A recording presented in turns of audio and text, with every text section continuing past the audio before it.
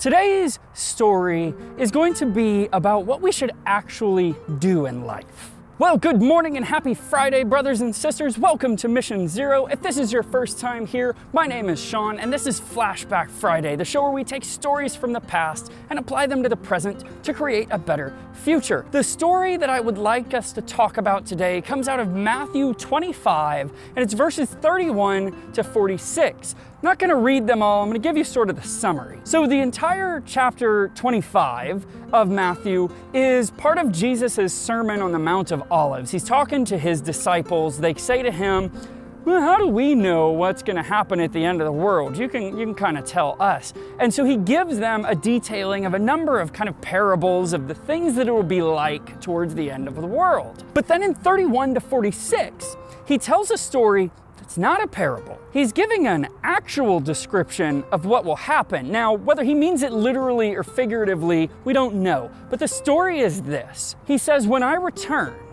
I will bring all of the people to my dinner table, and I will sort them into the left and the right, between the sheep and the goats. And to the sheep, I will say, you have earned a place in heaven because you have fed me when I was hungry. You have given me water when I was thirsty. You have clothed me when I was naked. You have given me a place to rest when I was on the streets. And they say to him, well, when did we do that? And he says, when you cared for any of the least of the kingdom, you did this to me.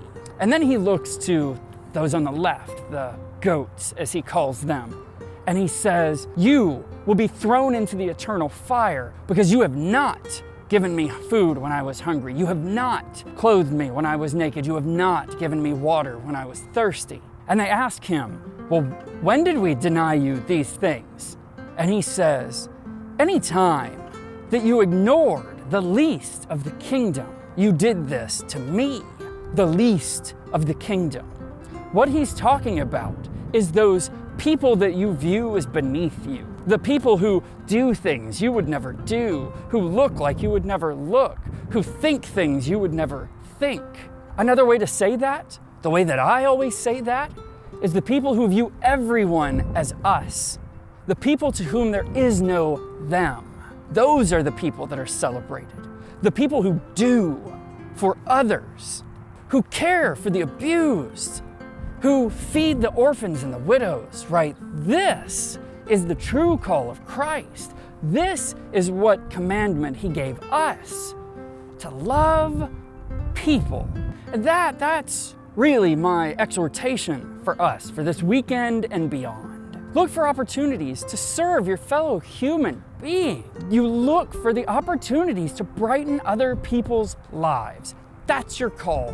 That's our purpose. That's what our King has commanded us. And so I hope that that challenges you today. I hope that that gives you something to buck against. I think that's where the Spirit speaks truth, is in those times of really struggling with something you've heard.